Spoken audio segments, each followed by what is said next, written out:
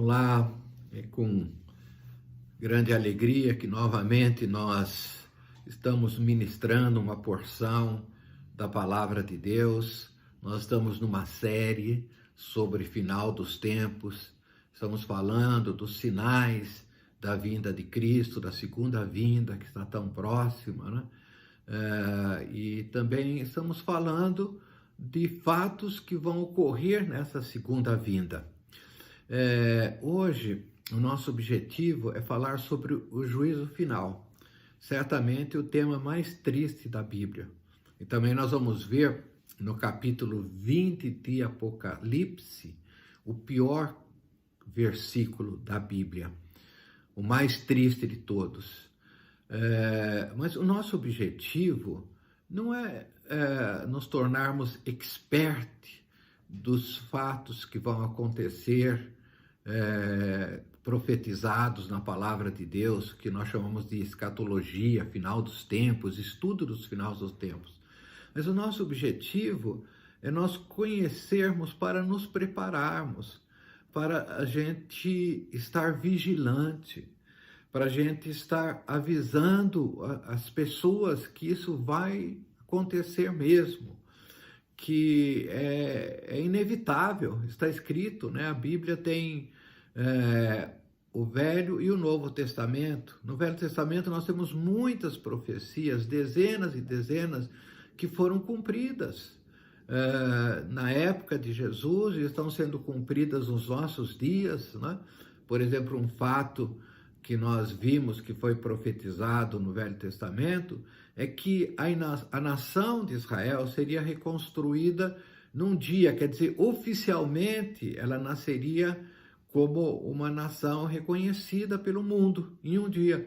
E isso aconteceu em 1948. Então nós estamos vendo muitos fatos. Claro, a Bíblia é um livro inerrante, não há erros, né? O que está profetizado vai acontecer. O que está escrito aconteceu realmente, é verdade, é palavra de Deus, não é engano na palavra de Deus, né? Então, esse tema é um tema muito desagradável de se falar. Gostaríamos de nunca ter que entrar nesse assunto, mas ele é necessário, está profetizado, vai acontecer isso.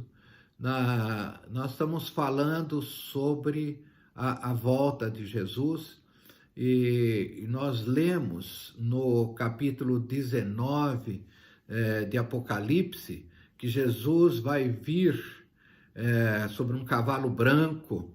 O seu cavaleiro se chama Fiel e Verdadeiro, julga e peleja com justiça. Seus olhos são chama de fogo. Na sua cabeça há muitos diademas e tem um nome escrito que ninguém conhece senão ele mesmo. Está vestido com um manto tinto de sangue. Seu nome se chama Verbo de Deus. Então essa é a segunda vinda de Jesus. Após a segunda vinda de Jesus, nós vamos ter um período de julgamento, né? Porque ele vem para julgar as nações, diz a palavra de Deus, né? Ele vem para reunir o seu povo, a sua igreja, aqueles que confessam que Jesus Cristo é o Senhor, aqueles que se curvam diante dele, não é? Essas pessoas que somos nós, seremos, a gente chama de arrebatados, recolhidos, né? Agora, já no capítulo 19, começa a falar de julgamento. A nossa ênfase é o capítulo 20. Veja, no verso 19 do capítulo 19, ele diz, e vi a besta, e a besta aqui se refere ao anticristo, que nós estamos falando, né? Da trindade do mal, o diabo, o anticristo e o falso profeta. E então essa é a primeira besta. E no verso 19, e vi a besta e os reis da terra, com os seus exércitos, congregados para pelejarem contra aquele que estava montado no cavalo e contra o seu exército. Então, veja que ousadia do inimigo, né? Querer lutar contra o Criador, contra o Senhor do universo, né? Mas veja o que acontece no verso 20. Mas a besta foi aprisionada e com ela o falso profeta, que com os sinais feitos diante dela, seduziu aqueles que receberam a marca da besta, e eram os adoradores da sua imagem. Os dois foram lançados vivos dentro do lago de fogo que arde com enxofre. Meu Deus, que coisa triste isso. Então nós vemos aqui já a justiça, a vitória, né, do vencedor, de Jesus Cristo, o Senhor.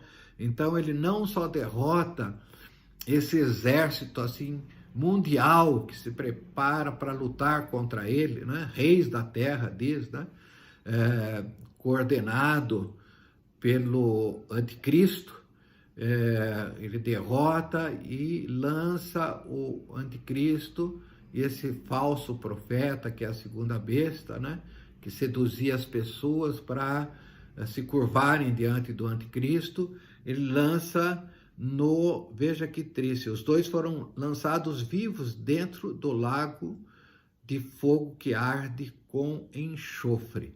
Então aqui dois já são lançados nesse local terrível, onde passarão a eternidade em angústia e dores, né?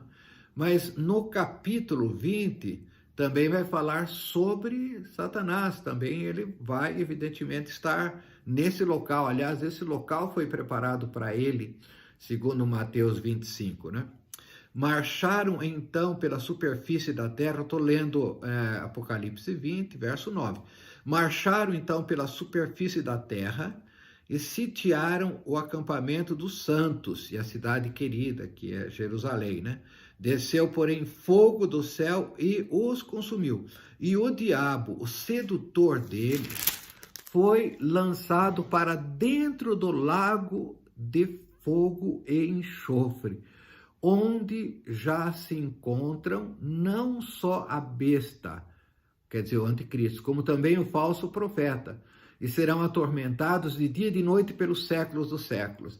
Então aqui a trindade do mal já foram lançadas dentro desse lago de fogo, de enxofre, né? Dentro desse inferno.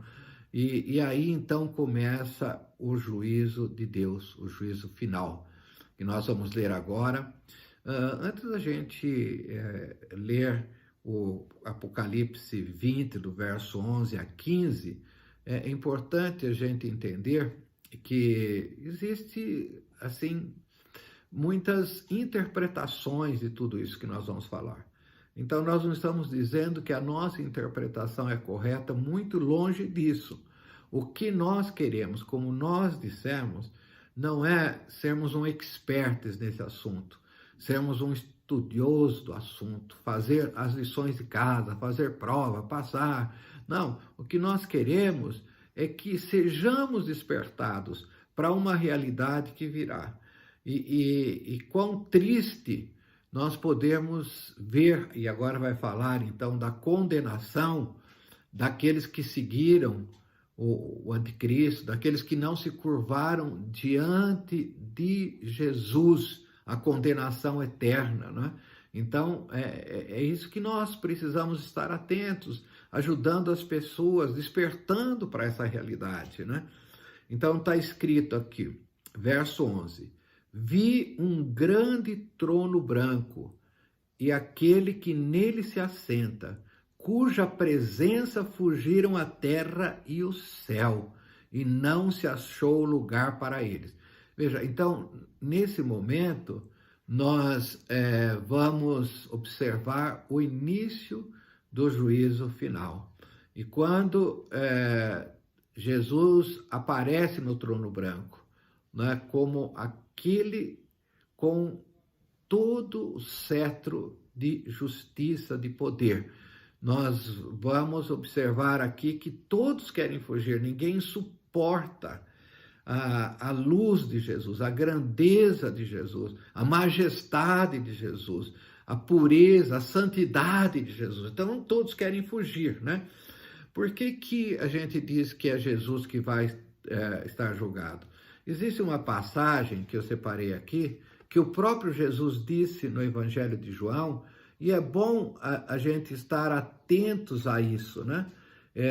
Jesus diz assim, pois assim como o Pai levanta os mortos e lhes dá vida, assim também o Filho dá vida a quem ele quer, e deu-lhe autoridade para julgar, porque é o Filho do Homem. Então, Jesus está dizendo que a ele, Jesus, o Filho do Homem, foi dada autoridade para julgar. Não vos admireis disso, porque vem a hora que todos os que estão nos sepulcros ouvirão a sua voz, e sairão os que tiverem feito o bem para a ressurreição da vida, e os que tiverem praticado o mal para a ressurreição do juízo. Isso está em João, capítulo 5, verso 21, verso 27 e verso 29. Então, Jesus está dizendo que a ele foi dada autoridade, né? E esse trono branco, um trono branco representa, então, a justiça, a pureza. Né? Então, aqui começa o juízo final. E vi também os mortos e os grandes, os pequenos, postos em pé diante do trono. Então se abrirão livros, ainda outro livro. O livro da vida foi aberto, e os mortos foram julgados segundo as suas obras, conforme o que se achava escrito nos livros.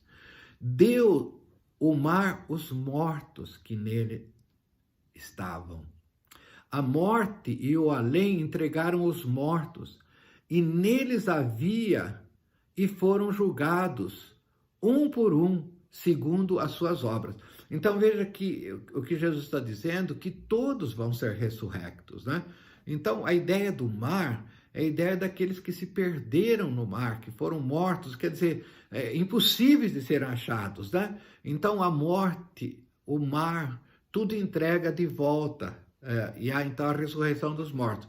Lembra que nós falamos que existe uma primeira ressurreição, né? Que é a ressurreição dos santos. A gente não sabe se isso vai acontecer simultaneamente ou não, né? Mas nós trabalhamos no nosso último estudo, também está dentro do capítulo 20 de Apocalipse, só que no verso 6, bem-aventurado e santo é aquele que tem parte da primeira ressurreição. Sobre esses, a segunda morte não tem autoridade. Pelo contrário, serão sacerdotes de Deus e de Cristo e reinarão com ele os 1000 anos. Então, veja que existe uma ressurreição dos santos, né? E esses não passarão pela segunda morte. A segunda morte é o que nós vamos ver agora no verso seguinte, né? Quer dizer, que morrer eternamente, né? A primeira morte é a morte física que nós temos, né? E a segunda morte é a morte espiritual, é a morte eterna, quer dizer, o inferno, esse lago de enxofre que arde de dia e de noite, né?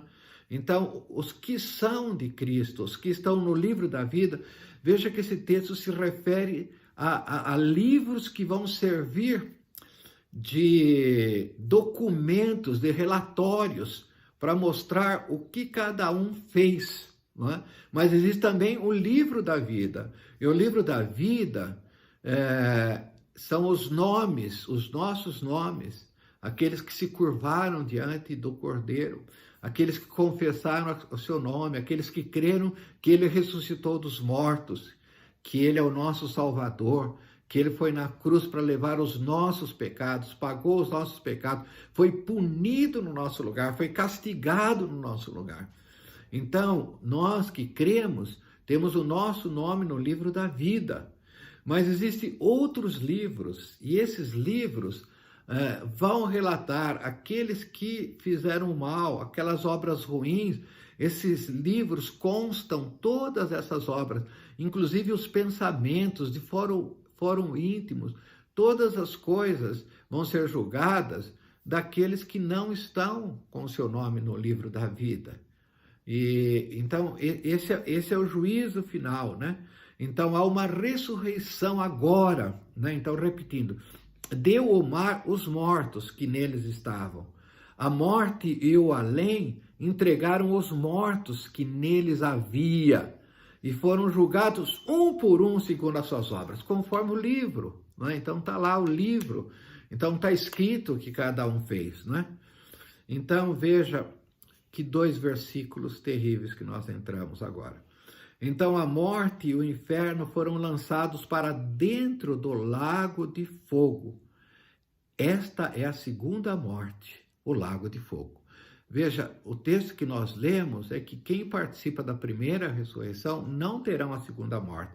Aqui está dizendo que a segunda morte é o lago de fogo. Não é? E agora vem o pior de todos os versículos que estão na Bíblia. O mais triste, seria bom que não houvesse esse versículo, que é em Apocalipse 20, 15.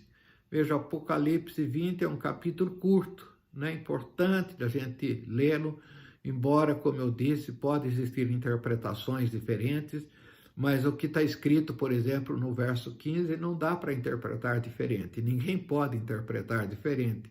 Ele é literal mesmo, está escrito assim: e se alguém não foi achado inscrito no livro da vida, esse foi lançado para dentro do lago de fogo. Veja, não há mais chance.